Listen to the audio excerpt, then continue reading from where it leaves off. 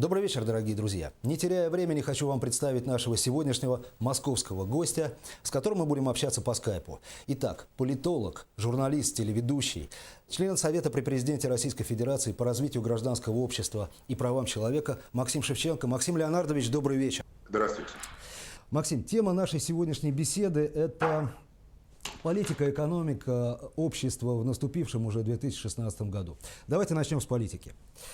Максим, наблюдаете ли вы, что уже начался подготовительный этап к старту предвыборной кампании в Государственную Думу? Да, безусловно. А в чем это выражается? И мероприятия Народного фронта, и деятельность других политических организаций говорит о том, что уже избирательная кампания началась. И, конечно же, ОНФ, в частности, хочет на этих выборах выступить единой, монолитной, консолидирующей силой. И когда Вячеслав Володин говорит, что «Единая Россия» пойдет с либеральной повесткой, это имеется в виду, что ОНФ займет, как я понимаю, более такую социально-консервативную повестку в духе Конституции, на самом деле, в которой говорится, что Россия – это социальное государство, а «Единая Россия» будет больше отвечать за экономику либеральную, за продвижение разного рода таких христианско-демократических в европейском духе, как это ни парадоксально звучит, концепций. Где на этом фоне место другим партиям? Ну, я думаю, что ЛДПР традиционно будет опираться на своего постаревшего, но все еще бодрого вождя.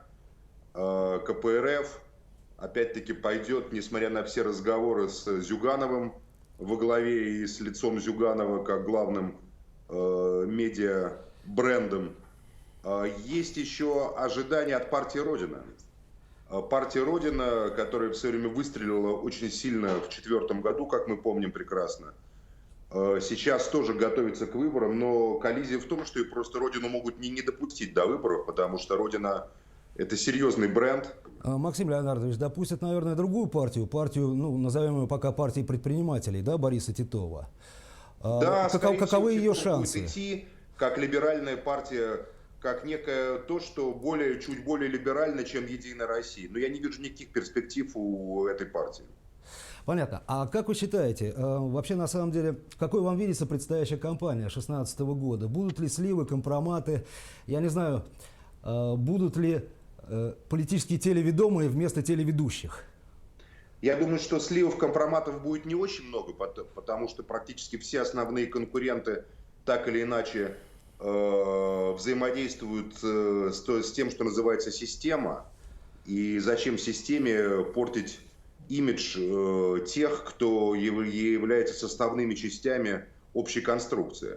Что касается партий спойлеров самых разных, которые будут глушить ту же Родину, например, там, или, допустим, глушить там КПРФ, понимаете, всякие появятся коммунисты Марса, или там СССР Вселенной, там, я не знаю. Ну да. Ну, там, да, там возможно. Но основные фигуранты, Народный фронт, Единая Россия, партия Титова, та же самая ЛДПР и КПРФ, я не вижу причины там какого-то компромата или черного пиара.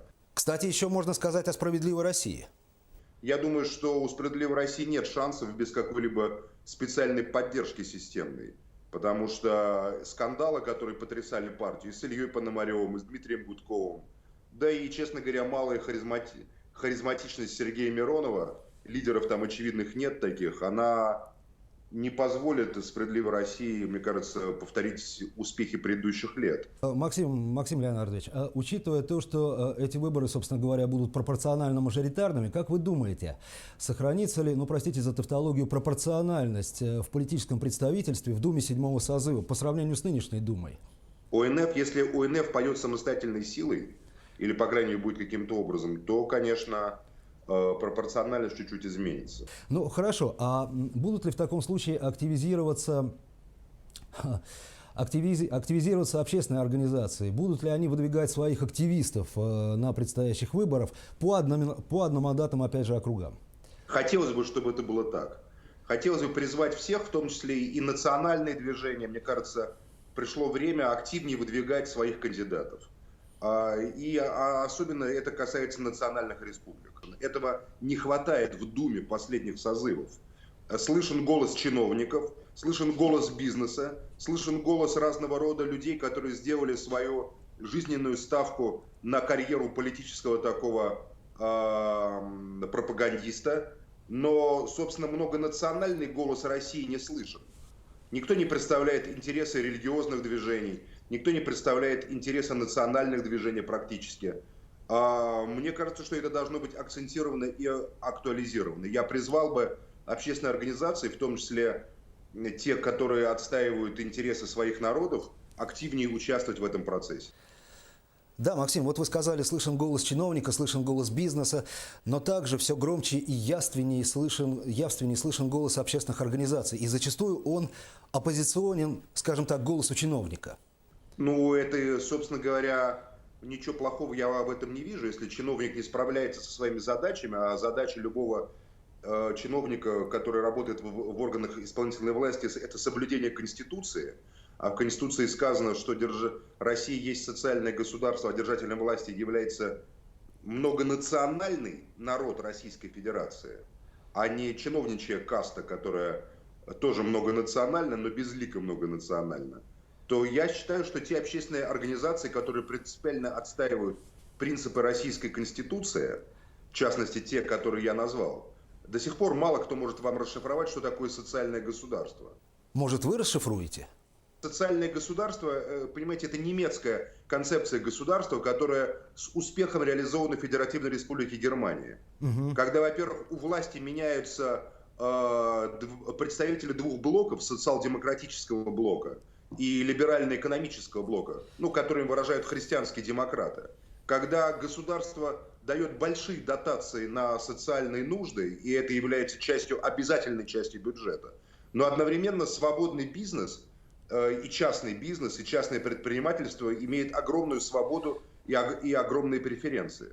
Социальное государство – это государство, которое, с одной стороны, заботится о социальных категориях граждан, с другой стороны, оно дает возможность человеку для личного социального развития. Если у меня есть склонность, способность к честному предпринимательству, зарабатывать деньги, то я должен иметь такое право, а не отстегивать чиновникам откаты, понимаете, не давать кому-то взятки и так далее. Поэтому я думаю, что те общественные организации, которые поставят своей задачей защиту Конституции, безусловно, должны и обязаны это делать. По крайней мере, мою поддержку они, безусловно, получат. Что касается всего остального, я считаю, что не надо быть оппозиционным только для того, чтобы выделиться и быть оппозиционным. Это абсолютно неправильно, это разрушает, на самом деле, политическое поле. Принимается. Максим, вот вы неплохо знаете регионы страны, вы неплохо знаете Якутию. Можно ли сказать, что в России уже сформировалось гражданское общество? То, что мы называем гражданским обществом, и то, что в Европе называется гражданским обществом, все-таки в России не существует в такой степени. Будем откровенны. Собственно говоря, мне кажется, что гражданское общество – это прежде всего возможно там, где люди, с одной стороны, ощущают, что их деятельность опирается на принципы общественного договора, то есть Конституция. Второе, где люди настроены не на скандал, не на смуту, не на конфликт, не на захват какого-то теплого места, а на развитие общественных отношений. Где люди взаимодействуют с властью не ради того, чтобы понравиться власти или покритиковать власть, а для того, чтобы решить те цели, те задачи, те проблемы, которые им кажутся существенными. Поэтому я думаю, что гражданское общество еще нам предстоит развивать. И до конца я не понимаю, как его можно организовать искусственно, если сами люди не нуждаются в нем в полной мере. Конечно. Завершающий вопрос. Максим, стране нелегко. И как вы думаете, будет ли перекладываться ответственность за нестабильность, за непопулярные решения на региональные власти? Я не исключаю такую возможность, потому что не всякая система устроена такова, что начальник не любит брать на себя ответственность и всегда, как говорится, с удовольствием переложит ее на подчиненного или без удовольствия. Но так или иначе, чем выше иерархия, тем меньше желания у того, кто на этой иерархии находится, делать себя крайним за ситуацию в стране. Крайним всегда, как у нас в итоге известно, является стрелочник. Да. Но я лично верю, что современная российская власть является крайне ответственной властью, и в этом меня лично убеждают и позиции президента, который ведет в этой сложнейшей ситуации тяжелейшую работу, Владимира Владимировича Путина, я имею в виду. И успешные, я считаю, и правильные стратегические действия России, в том числе на Ближнем Востоке. Я Новый год провел в Сирии, 8 дней я был в Сирии, новогодние праздники, 30 декабря уехал, видел своими глазами все, что там происходит, и лишний раз убедился в безоговорочной правильности, пусть и непростого, но вынужденного стратегического решения Российской Федерации помочь законному правительству Сирии в его борьбе с терроризмом. Безусловно, внутри экономические всякие проблемы.